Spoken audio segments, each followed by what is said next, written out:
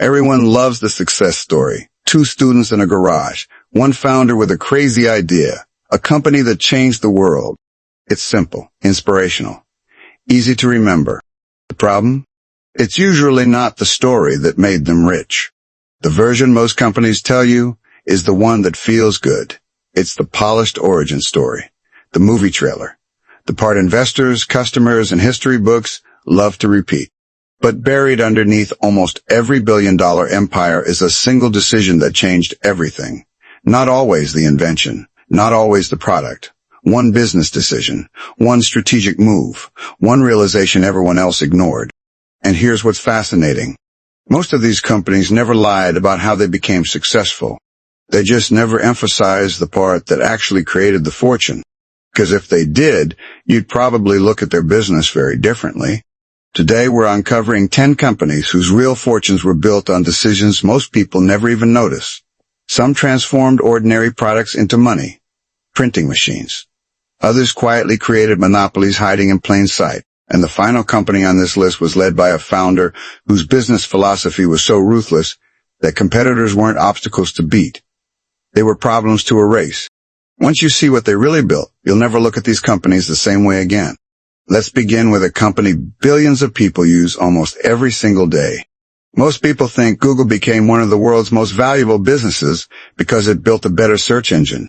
That's only half the story. Back in the late 1990s, the internet was exploding. Every day, thousands of new websites appeared, and finding trustworthy information felt almost impossible. Search engines existed, but most ranked pages by how many times a keyword appeared. The results were messy, easy to manipulate, and often useless. Then, two Stanford graduate students asked a completely different question. What if the internet could vote? Instead of counting words, they counted links. Their reasoning was surprisingly simple. If lots of reputable websites linked to a page, maybe that page deserved to rank higher. That insight became PagerRank, a system that fundamentally changed how information was organized online. Almost overnight, searching the web became dramatically better. People trusted the results. And trust is one of the most valuable assets any company can own. But here's the decision that quietly changed everything. Google realized the search engine itself didn't need to generate money. It only needed to generate attention. Once billions of searches were flowing through a single platform, businesses suddenly had a problem they were willing to pay almost anything to solve. How do you become the first thing a customer sees? Instead of charging users, Google built an advertising system where companies bid for visibility whenever someone searched for products, services, or answers. To the average person, searching remained free. Behind the scenes, an enormous marketplace was running every fraction of a second, with advertisers competing for your attention in real time. The search engine wasn't the final product. It was the gateway. What Google ultimately mastered wasn't search, it was intent. Unlike television commercials or billboards, people weren't interrupted by ads. They were already looking for something. That tiny difference made those advertising dollars extraordinarily valuable. Today, advertising still generates the overwhelming majority of Google's parent company Alphabet's revenue, producing hundreds of billions of dollars annually across its advertising platforms. The lesson wasn't that information is valuable. The lesson was that human attention, at the exact moment someone intends to buy, may be one of the most valuable commodities ever created. And while Google was quietly turning attention into an economic engine, another founder was using something far less glamorous to build an empire. Books. In 1994, leaving a stable Wall Street career sounded irrational. The internet barely existed. Most people had never bought a single thing online. Yet Jeff Bezos drove across America with one idea he couldn't stop thinking about. If the internet was growing as quickly as the data suggested, someone was going to build the world's largest online store. The question wasn't whether it would happen. It was who would get there first. Books weren't the dream. They were the experiment. Compared to almost every other retail product, books made perfect sense. Millions of titles existed. No physical store could stock them all.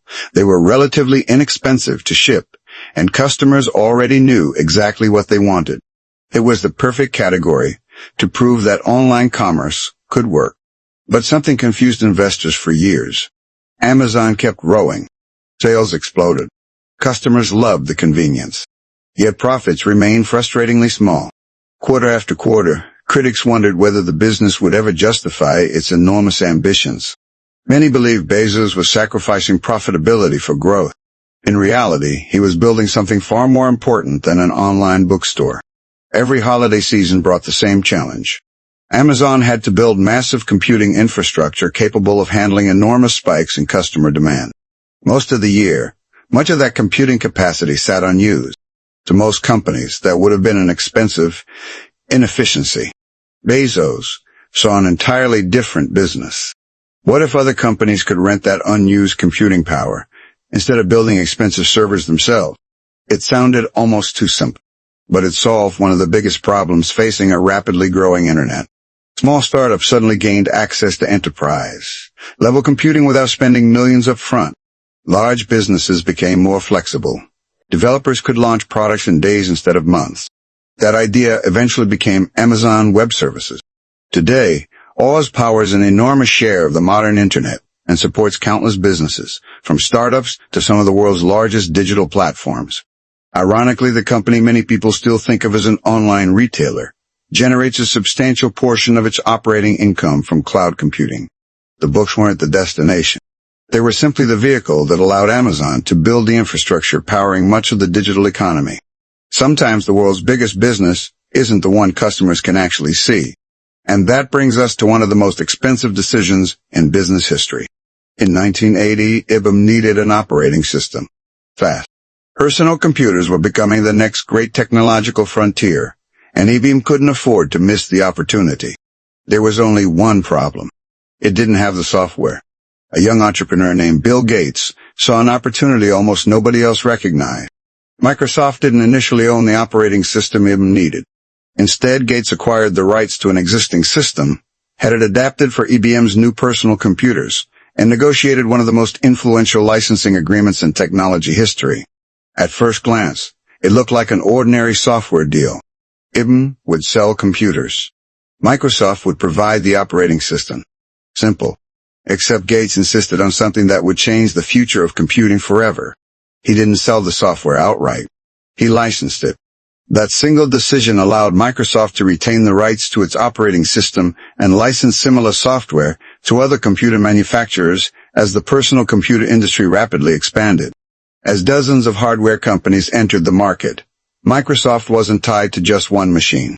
It was becoming the software layer connecting them all. While hardware companies battled shrinking profit margins and relentless competition, Microsoft's software became increasingly indispensable. The strategy reflected a simple but powerful insight. Hardware eventually becomes cheaper. Software scales. One successful program can be copied millions of times with relatively little additional cost. That difference transformed Microsoft's economics. Years later, Gates acknowledged that the licensing model became one of the company's greatest competitive advantages. Had Microsoft accepted a one-time payment instead of retaining long-term licensing rights, technology history might have unfolded very differently. Sometimes, the most valuable product isn't the computer sitting on your desk. It's owning the rules that every computer has to follow. And the next company discovered something even more powerful than software. It discovered how to capture one resource every human willingly gives away: their attention. Attention has always been valuable. Newspapers fought for it. Television networks competed for it. Advertisers paid fortunes to capture it. But for most of history, attention came in short bursts. A television commercial ended. A newspaper was folded away. The radio was switched off. Then, one college student discovered a way to make attention almost continuous. In 2004, Mark Zuckerberg wasn't trying to build the world's largest media company.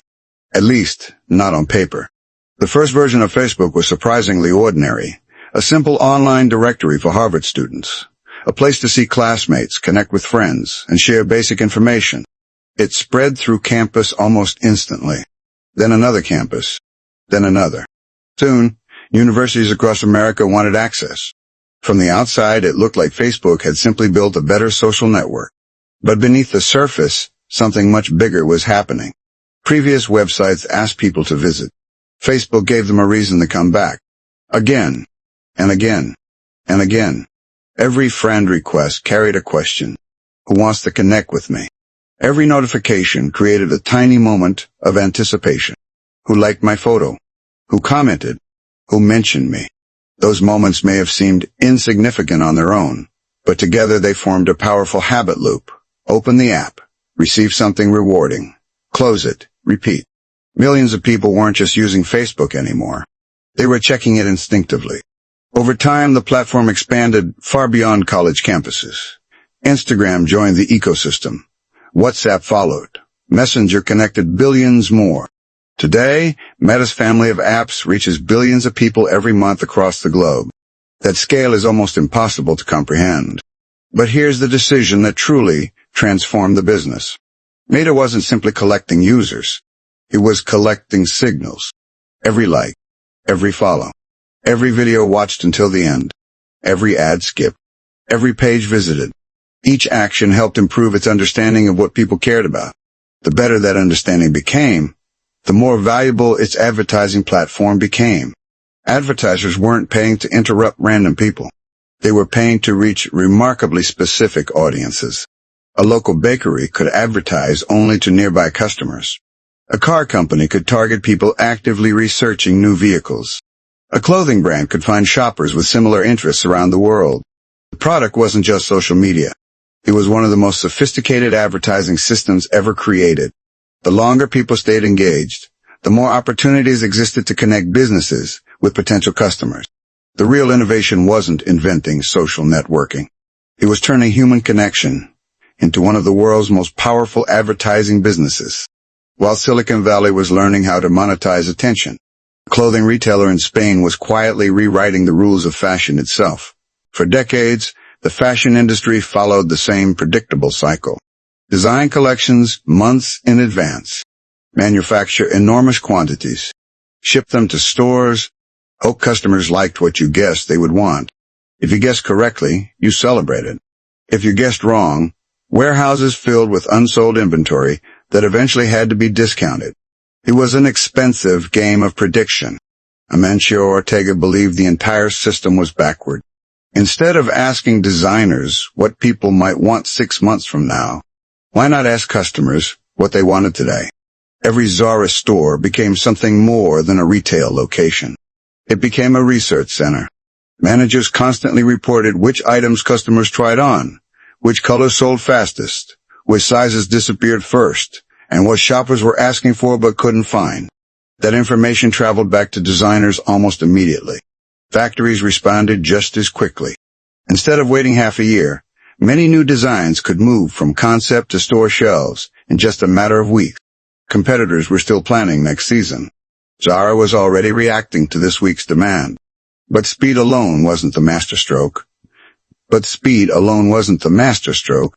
truly brilliant decision was producing relatively small batches. Customers noticed something unusual. If they saw a jacket they liked, there was a good chance it wouldn't be there next week. Not because the company couldn't make more, because it often chose not to. Scarcity changed customer behavior. Instead of thinking, I'll come back later, people started thinking, I'd better buy it now. That subtle shift dramatically reduced hesitation. Stores felt fresh because inventory changed constantly.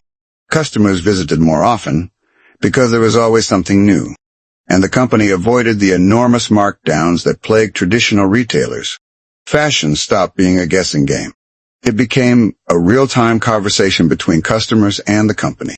The combination of speed, flexibility, and carefully managed scarcity helped Inditex, Zara's parent company, grow into one of the largest fashion retailers in the world. The biggest advantage wasn't designing better clothes. It was building a faster system. And sometimes, a faster system changes an entire industry.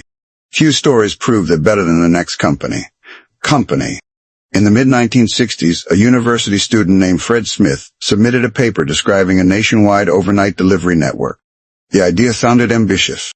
Instead of sending packages directly from one city to another, every shipment would travel through one central hub each night. There, packages would be sorted quickly before flying back out to their final destinations by morning.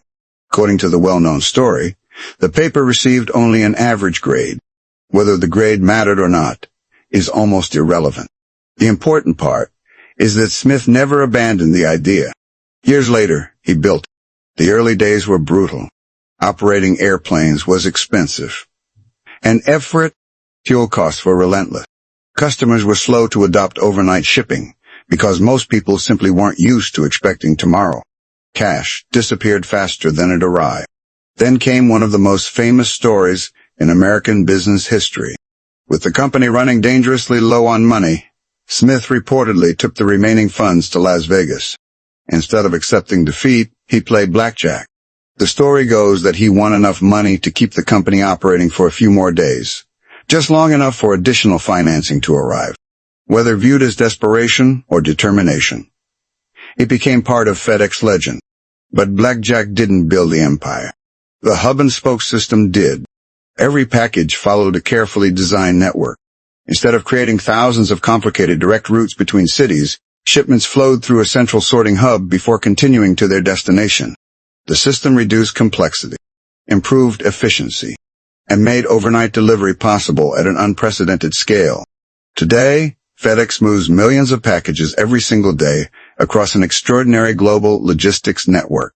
Customers think they're paying for faster shipping. What they're really paying for is one of the most sophisticated transportation systems ever engineered. The airplanes are visible. The sorting centers are visible. The delivery trucks are visible. But the real competitive advantage is invisible. It's the network. Because once a network reaches enough scale, it becomes incredibly difficult for anyone else to replicate. And the next entrepreneur didn't build a transportation network. He built something even more unusual.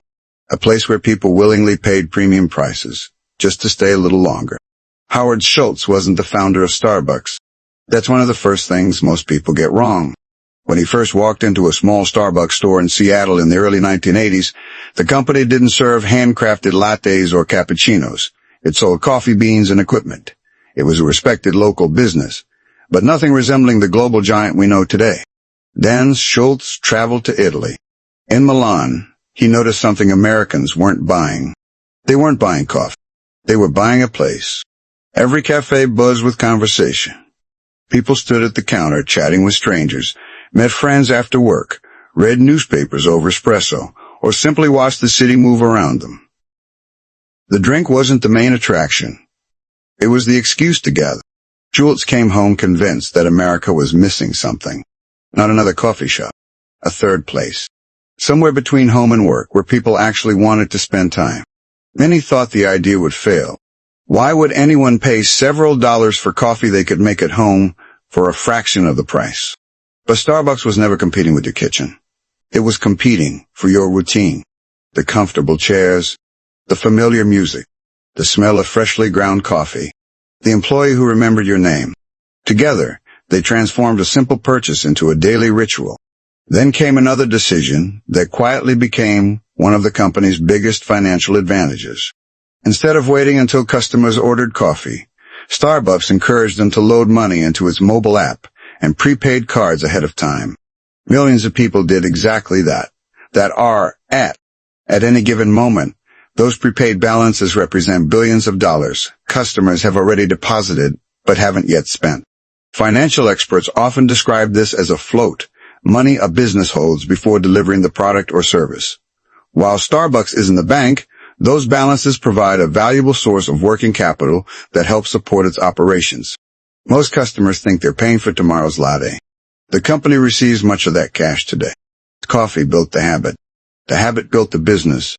And the business quietly created a financial advantage hidden inside millions of morning routines. While Starbucks convinced people to buy an experience, the next company convinced people to buy an identity. The Mayan identity. Back in the 1960s, Phil Knight wasn't running a global sports empire. He was importing Japanese running shoes and selling them from the trunk of his car at track meets. His customers weren't celebrities. They were runners searching for anything that might make them faster. His former track coach, Bill Bowerman, obsessed over one question. How do you make a running shoe lighter? Every ounce mattered. Every improvement counted. One morning, according to the now famous story, Bowerman looked at his wife's waffle iron and wondered if the grid pattern could create a better outsole. He poured liquid rubber into the machine. The experiment worked. The waffle sole became one of Nike's earliest breakthroughs. But innovative shoes alone don't create one of the world's most valuable brands. Competitors eventually copy technology. Materials improve everywhere. Features become standard. Nike realized something much more powerful. People rarely buy products because of what they are. They buy products because of what those products say about them. Then came a slogan that changed marketing forever. Just do it. 3 simple words. Yet they had almost nothing to do with shoes. The message wasn't about rubber, or cushioning, or performance. It was about possibility. The campaign suggested that buying Nike wasn't simply purchasing athletic gear. It was choosing discipline over excuses, action over hesitation, progress over comfort. Whether someone was training for the Olympics or walking into the gym for the first time, the message felt personal. Nike wasn't selling footwear anymore. It was selling aspiration. The shoes became symbols. Athletes became storytellers. Customers became part of an identity much larger than the product itself. Because the strongest brands don't just change what people buy. They change how people see themselves. And no company proved the value of daily habit more dramatically than the next one. Jan Koum knew what it meant to have very little. He grew up in Ukraine without many of the things people take for granted. After immigrating to the United States, life wasn't easy. He cleaned grocery stores to help support himself. He learned computer networking from secondhand books. Eventually, he landed a job at Yahoo, where he spent years quietly building technical expertise. But one problem kept bothering him. International text messaging was expensive. Families living across different countries often paid significant fees just to stay connected. As smartphones became more common, Koum saw a simple opportunity. What if messages traveled over the internet instead of through mobile carriers? The idea became WhatsApp. The app was astonishingly simple. No flashy features. No complicated profiles. No endless menus. Just reliable messaging. Fast, private, and available almost anywhere with an internet connection. People invited friends. Friends invited families. Families invited coworkers. The growth spread naturally because every new user made the network more valuable for everyone already using it. At one point, WhatsApp reportedly charged about $1 per year after the first year of use in some markets. It was hardly a revenue machine. Yet in 2014, Facebook acquired WhatsApp for approximately $19 billion. To many observers, the price seemed unbelievable. How could a company generating relatively little revenue command such an enormous valuation? Because Facebook wasn't buying yearly subscriptions. It was buying behavior. Hundreds of millions of people had already made WhatsApp part of their daily life.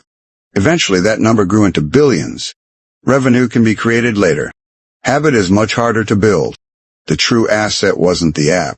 It was becoming part of everyday human communication. And finally, the mean process. We arrive at the company whose strategy may have been the most ruthless of them all. In 1970, IBM researcher Edgar F. Codd published a groundbreaking paper introducing the relational database model. The paper described a radically different way of organizing data, using connected tables instead of isolated files. It was one of the most influential ideas in computer science. But IBM didn't immediately turn that research into a dominant commercial product. One young entrepreneur saw what others overlooked. Larry Ellison realized that every organization, banks, governments, hospitals, airlines, retailers, was heading toward a future driven by data. And every one of them would need a reliable system to store, organize, retrieve, and connect that information. Instead of inventing the underlying theory, Ellison focused on building software that businesses could actually use. That software became Oracle. As companies grew, replacing their databases became increasingly difficult. Years of customer records, financial transactions, supply chain, medical histories, government operations, entire businesses came to depend on those systems. The more deeply Oracle became integrated into an organization, the more expensive and risky it became to replace. Economists sometimes call this a switching cost. Once customers are deeply embedded, they rarely leave. Ellison's philosophy reflected relentless competitiveness. Over the years, he repeatedly emphasized winning markets aggressively expanding Oracle's position and acquiring competitors when it made strategic sense. The goal wasn't simply to build good software. It was to become infrastructure. The kind of infrastructure businesses can't easily operate without. Today, Oracle supports mission-critical systems for organizations around the world and has grown into one of the largest enterprise software companies in history. The lesson wasn't about databases. It was about becoming so essential that leaving cost more than staying. And if you've noticed something about every company on this list, it wasn't the product that made them extraordinary. Google didn't just organize information. It captured commercial intent. Amazon didn't just sell books. It built the digital infrastructure behind much of the modern internet. Microsoft didn't just write software. It controlled the operating system that millions of computers depended on. Meta didn't simply connect friends. It built one of the world's most powerful advertising ecosystems. Zara didn't just sell clothes. It accelerated an entire supply chain. FedEx didn't simply move packages. It engineered a network. Starbucks didn't just sell coffee. It turned routine into working capital. Nike didn't just sell shoes. It sold identity. WhatsApp didn't monetize messages. It owned a daily habit. And Oracle didn't just manage data. It became part of the foundation businesses rely on every day. The products made them famous. The decisions made them billions. That's the difference history usually leaves out. One despaced bave come on, public home. Because the biggest fortunes in business are rarely created by the idea everyone remembers. They're created by the decision almost nobody notices until it's already changed the world. So which company surprised you the most? Was it Google turning search into one of the greatest advertising businesses ever built? Amazon hiding a cloud computing empire behind an online bookstore? Or Oracle's strategy of becoming so deeply embedded that customers could barely afford to leave? Let me know in the comments. I read as many as I can. And if you enjoyed discovering the business decisions behind some of the world's biggest companies, subscribe now. There are plenty more hidden strategies, untold founder stories, and billion-dollar decisions that history rarely talks about. But we will. Because sometimes, the most valuable lesson isn't what a company built. It's why it won.